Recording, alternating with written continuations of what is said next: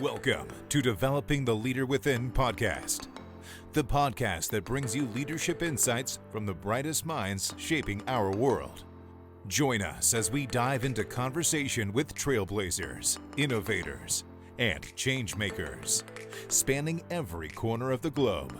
Get ready to explore new perspectives, gain actionable insights, and become the leader the world needs today. Unleash your potential. Tune into Developing the Leader Within podcast on your favorite podcast platform. Let's embark on this transformative journey together. Developing the Leader Within podcast, leading beyond limits. Welcome back, everyone. If you haven't subscribed, please do so right now, as it will help us getting our show to others and help us reach our next milestone. Make sure to catch us streaming on Parade Deck, on Roku and Amazon Fire TV, on the Purpose Place Network, and catch our exclusive members-only content, Going Deeper Within, on the Lions Guide Academy. And today we are speaking with Susan LePlae Miller. Susan is the owner of Pieces of I, LLC, and a strategic partnership leader dedicated to transforming collaboration into meaningful impact. With deep expertise in healthcare and women's health initiatives, she helps organizations build sustainable, values-based partnerships that drive innovation. She is also a best-selling co-author and speaker. Susan, welcome to the show. It is so wonderful to be here. Thank you so much, Enrique. And after years of knowing you online on LinkedIn, what a joy to be with you in this space right now. Yes, and I share the same sentiment as we were talking. The amount of years that you get to collaborate and support folks on LinkedIn and finally have an opportunity to share a platform and speak is a blessing. And folks, we will be speaking about the power of change agents, leadership that transforms. But before we get into that conversation, Susan, tell us a little bit about you. Me, of course, you said strategic partnerships leader, and I have decades of experience building alliances in multiple sectors, healthcare, nonprofit, and technology more specifically. My background in supply chain management and product management has given me a deep understanding of the inner workings of businesses and teams. And then, of course, I'm also from a large family. I'm the youngest of 6 and the mother of 4 adult children. So I'm very comfortable with moving parts and diverse opinions. And that's so good. You mentioned the family size. I'm the oldest of 11, and Woo! we have 6 ourselves. So it's a large family. And, diversification, you talk about the opportunities that you have in a large group like that, family makeup, for change. But then we get into the work sector, and change is constant. And we've seen a lot of change in America here in the last, 9 months, if not, throughout our lifetime. But you've been described as a catalyst for change. What does being a change agent mean to you in the context of women's health and leadership? Wonderful. Yeah. For me, being a change agent in women's health and leadership means moving from awareness to action and turning challenges into opportunities. So it's also about creating space where women feel seen, heard, and equipped to lead for themselves in making these healthcare decisions. And then I utilize partnerships to turn those conversations into impact. So a change agent doesn't just point out gaps. We actually create pathways forward. And I can give a little example in the women's health space. So we seek better patient outcomes. But for the average person, you said the average everyday person, one of our challenges is that we have a combination of too much information, think the World Wide Web, where there's so much information out there, it can be overwhelming when somebody has a healthcare concern. But then we also have not enough of the right information. So people can feel unsupported or like, I just can't find, can I trust this? I don't know. So we reach people that way who need it. And then we combine trusted sources of information and then access points so that we can serve the best information to the patients and the providers. And then this leads to better conversations and outcomes for everyone. I view partnerships as the ultimate how, right? You can give them what they need, when they need it, where they are, and then in a way where they understand why it is important. Outstanding. You mentioned actions, and in leadership, we know that if you have a lot of theory and you have a lot of textbook stuff but no actions, you might as well just not be in that position. But in your journey as a women's health advocate, what leadership traits have been most critical in moving initiatives forward? Yeah, for me, those traits are there's three, and I'll kind of give a little skinny on each: compassion, resilience, and collaboration. So, compassion is one of my core values, and it is one of those values that contains and embodies a lot of other values. So, this ensures that we listen and respond to women's needs. It embodies that, that respect, communication, and care. That's all part of compassion. And then resilience, you need that to keep moving forward because there will be barriers, they're inevitable. And you have to rely on certain level of creativity to get you through the barriers and help you move forward. And then, of course, collaboration, which is, the key of partnerships is to collaborate. So that allows us to unite diverse voices. So initiatives don't just launch, they last. Very powerful. And, as you talking about compassion, I was thinking about the four things that I often talk about, which are awareness, sympathy, empathy, and compassion.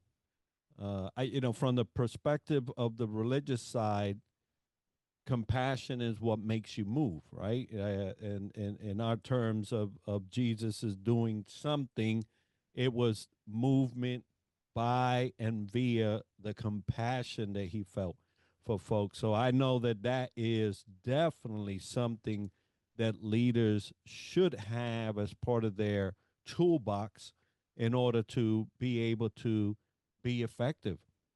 So Oh, I great. view compassion as strength. Oh So yeah, and it is. beautifully stated. Yeah, it is definitely. Thank you. Now, many leaders struggle to create lasting change, and you talk about lasting change. What strategies have you found most effective for sustaining momentum in difficult or resistant environments? Well, lasting change doesn't come from quick fixes. So I'm very process driven. I believe in processes as well as communication and the other things. So utilizing the traits and values we just discussed, of course, compassion, resilience, and collaboration, I find the most effective strategies.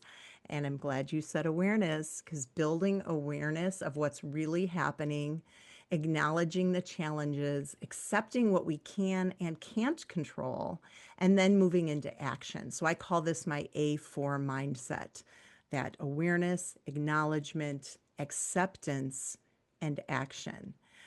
That's how you can sustain momentum, even in resistant environments, because it's about small, consistent steps that build trust and then create that ripple effect of change.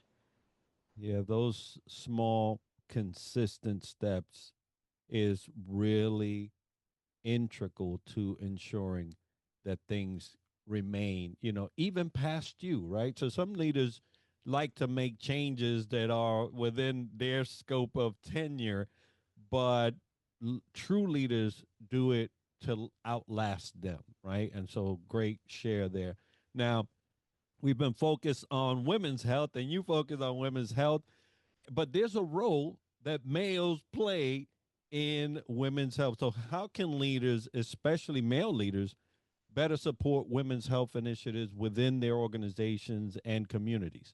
And I love that you asked that question, because I said I'm youngest of six. I have four brothers. So communicating with men about anything has been one of the things that I'm very comfortable with, especially because we are on this earth together.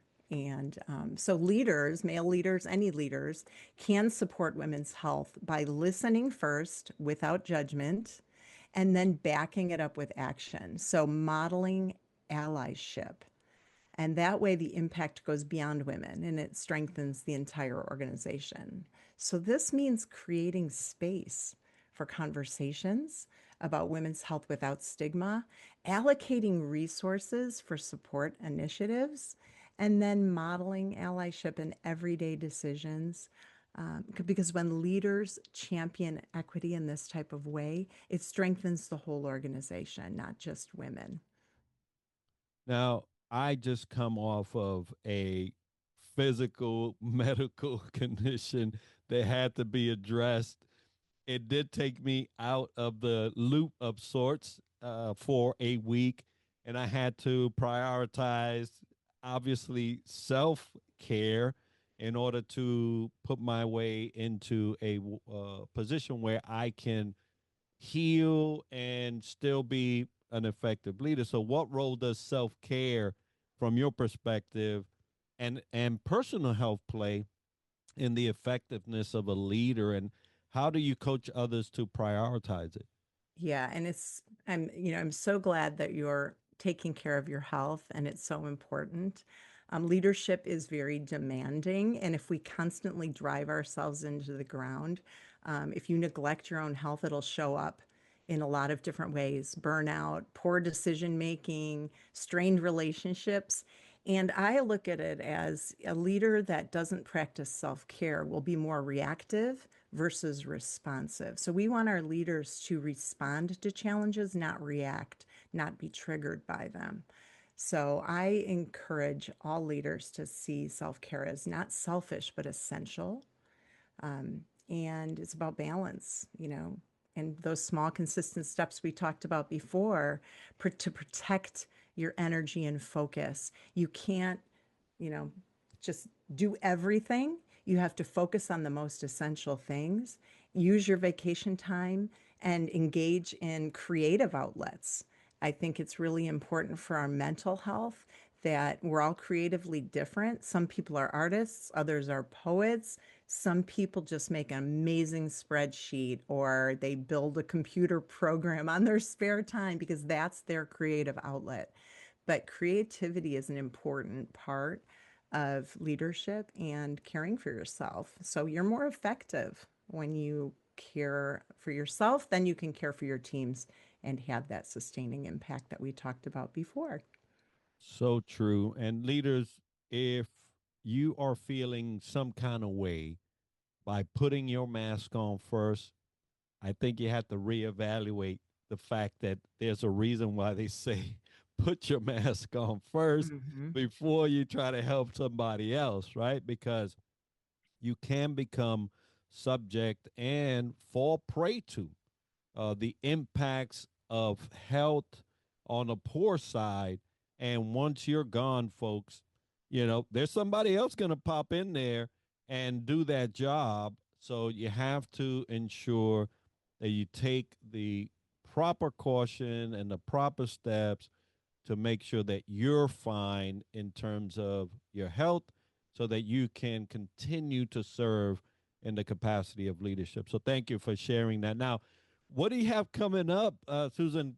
And where can the viewer or the listener follow you and support you?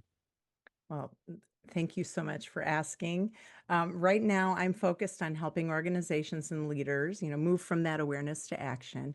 I do workshops, consulting, and speaking. I share insights monthly in my newsletter. It's called Ages and Stages. And in the near term, next week, I'm doing an in person speaking engagement in Wisconsin, which will be a lot of fun. At the beginning of October, I'm part of a core leadership team for the Women's Health Advocates, and we're hosting our very first event in Chicago with key women not just key women, but key leaders in the health space. in the Chicagoland area. So that's really exciting. So if anybody's in Chicago, October 2nd, hook me up. And then, of course, the whole month of October is Breast Cancer Awareness Day, or well, they call it Breast Cancer Awareness Month. We call it Breast Cancer Action Month, and then it's also World Values Day. Um, but my new fun project is in the whole month of November is going to be devoted to compassion in action. And I'm sharing tools, um, events that other people are doing, and just really bringing light to compassion and giving people that self agency for positive change. So this can be for teams, leaders, individuals to reflect on what they can do. Take back some of that self agency and let's make change together. So you can connect with me on my website, piecesofI.com. And of course, LinkedIn is where I share I'm there almost all the time, but I share resources and upcoming events. And that's where I met you, Enrique.